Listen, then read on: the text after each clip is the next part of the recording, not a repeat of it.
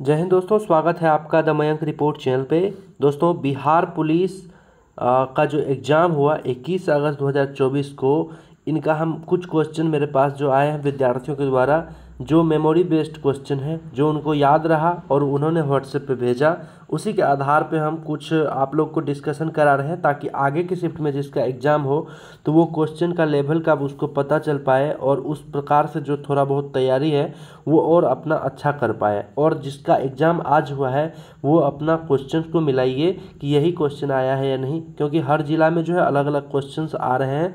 तो आपको आपके शिफ्ट में जो भी क्वेश्चन पूछा गया है वो आप कमेंट बॉक्स में भी बता दीजिएगा, और ये क्वेश्चन अगर आ रहा है तो आपने कौन सा आंसर टिक मारा है ये भी आप बताइएगा, ठीक है।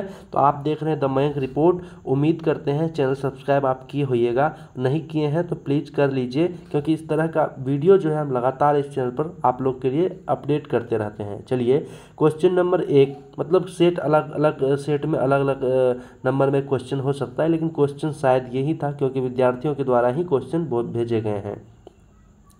पहला है 5 जगत वर्गीकरण में जीवाणु किस जगत के अंतर्गत आते हैं। तो देखिए, जीवाणु की अगर बात करें तो ये मोनेरा के अंतर्गत आते हैं। 5 जगत वर्गीकरण जो है किया गया था, उसमें मोनेरा एक जगत है और मोनेरा के अंतर्गत ही आपका जीवाणु आते हैं, ठीक है, जीवाणु। ठीक, नेक्स्ट क्वेश्चन है, मुकुलन द्वारा प्रजनन होता है। तो देखिए, मुकुलन प्रजनन का एक मतलब टाइप है। प्रजनन कई प्रकार के होते हैं, लैंगिक प्रजनन होते हैं, अलैंगिक प्रजनन होते हैं, मुकुलन होते हैं। तो इस तरह से जो है हाइड्रा में है, आपका हाइड्रा में ये मुकुलन द्वारा प्रजनन होता है, ठीक है। नेक्स्ट, सबसे लंबा पौधा कौन सा है। देखिए, सबसे लंबा पौधा जो है यूकेलिप्टस है। यूकेलिप्टस आप गांव घर में भी देखे होंगे, आपका उसको अशोका का पेड़ बोला जाता है। किसका? अशोका का।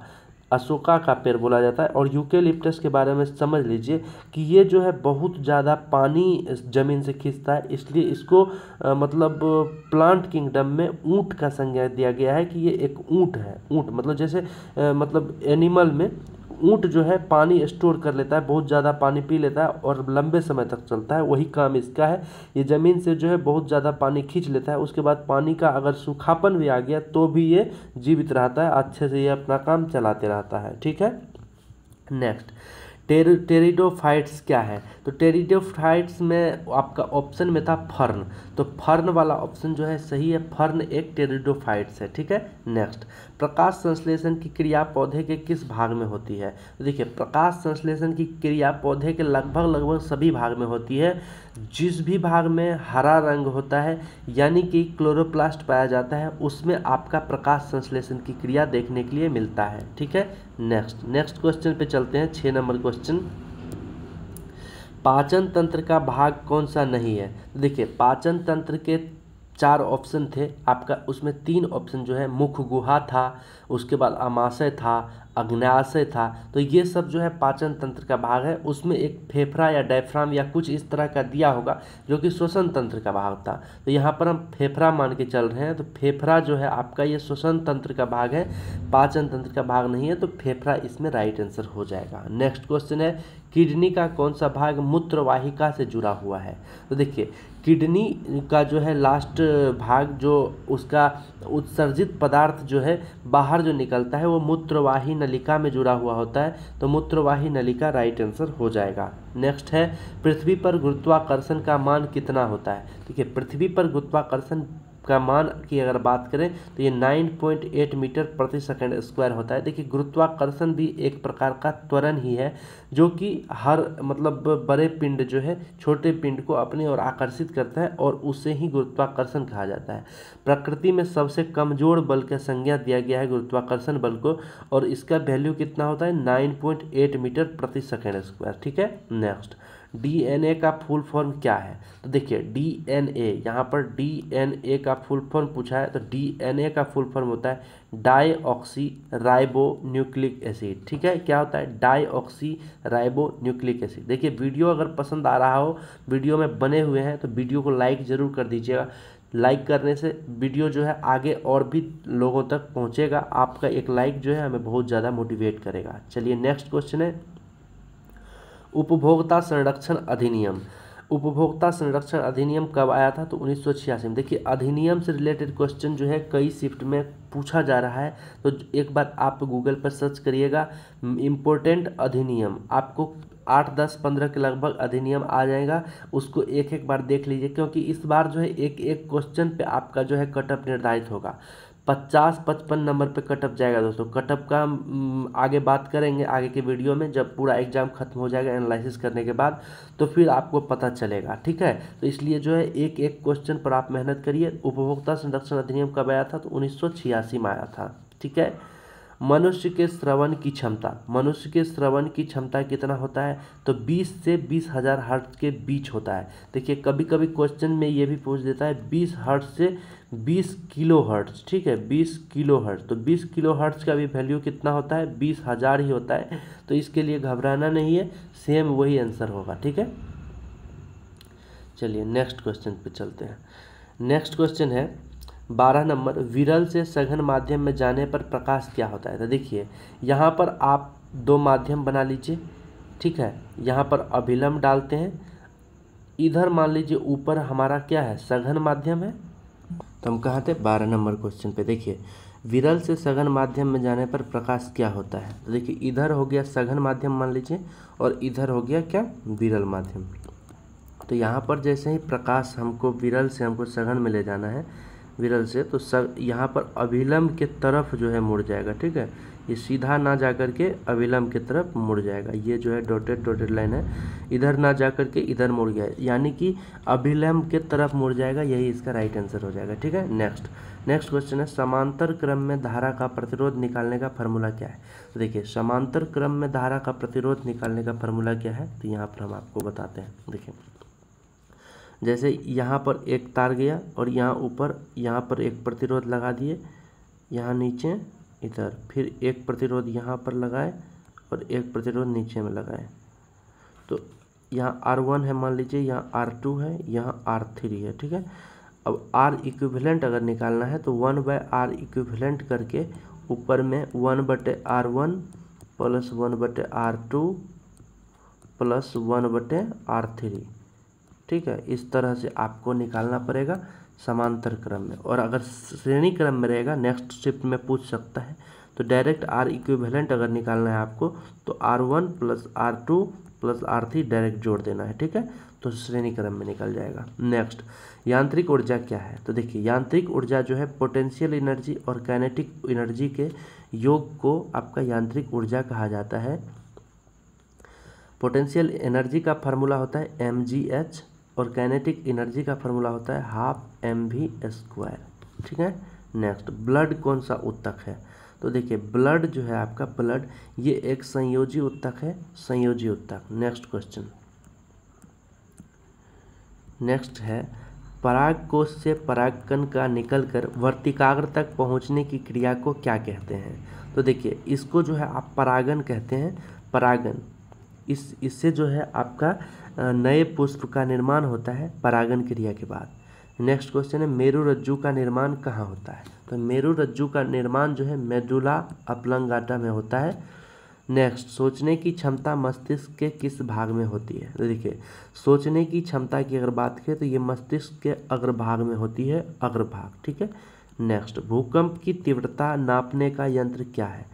भूकंप की तीव्रता मापने का क्या यंत्र है? तो सिस्मोग्राफ। और देखिए नेक्स्ट क्वेश्चन ये भी पूछ सकता है किसी शिफ्ट में कि भूकंप की तीव्रता किस स्केल से मापी जाती है? तो रिक्टर स्केल से, ठीक है। कौन सा स्केल? Richter scale.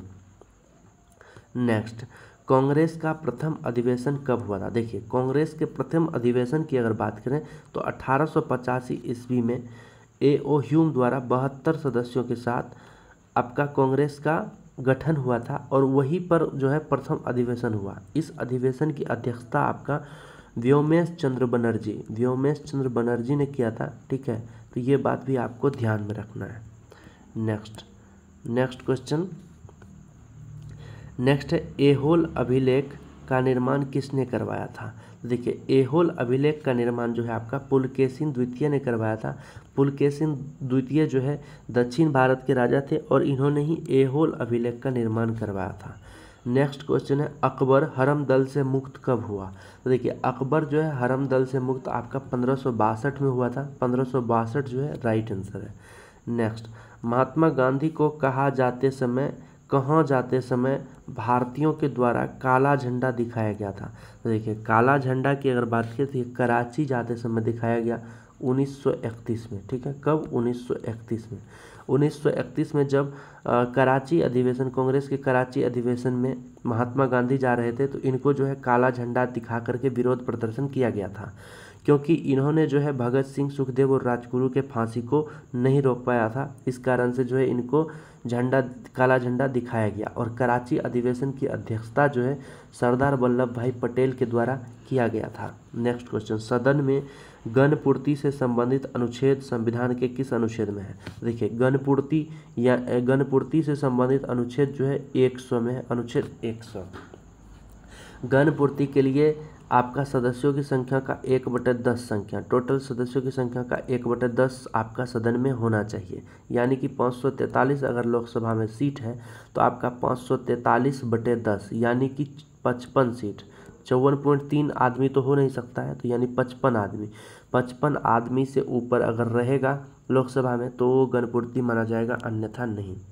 ठीक है, नेक्स्ट क्वेश्चन, सुप्रीम कोर्ट का गठन भारतीय संविधान के किस अनुच्छेद के अंतर्गत है। तो देखिए सुप्रीम कोर्ट का गठन जो है अनुच्छेद 124 के अंतर्गत, भारतीय संविधान के अनुच्छेद 124 के अंतर्गत भारत में एक सुप्रीम कोर्ट होगा ऐसा कहा गया है, और इसी अनुच्छेद के अंतर्गत भारत के सुप्रीम कोर्ट का निर्माण हुआ 124। ठीक है, नेक्स्ट, इस अनुच्छेद के तहत कोई भी व्यक्ति के मूल अधिकार के हनन के संबंध में वह हाईकोर्ट जा सकता है। अनुच्छेद 226 के तहत देखिए भारतीय संविधान में आपको मूल अधिकार दिया गया है। अनुच्छेद 12 से लेकर अनुच्छेद 35 तक आपको मूल अधिकार दिए गए हैं।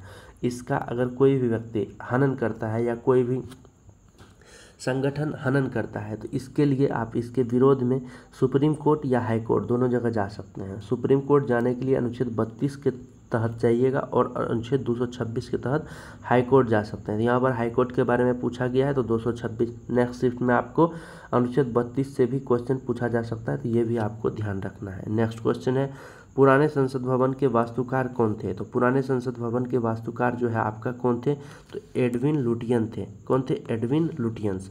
देखिए नेक्स्ट क्वेश्चन आपको नए संसद भवन से पूछा जा सकता है, तो एक बार विकिपीडिया सर्च करके नए संसद भवन के बारे में पढ़ लीजिएगा। ठीक है, नेक्स्ट क्वेश्चन इकोनॉमिक्स से है, लॉरेंज वक्र का संबंध किस चीज़ से है।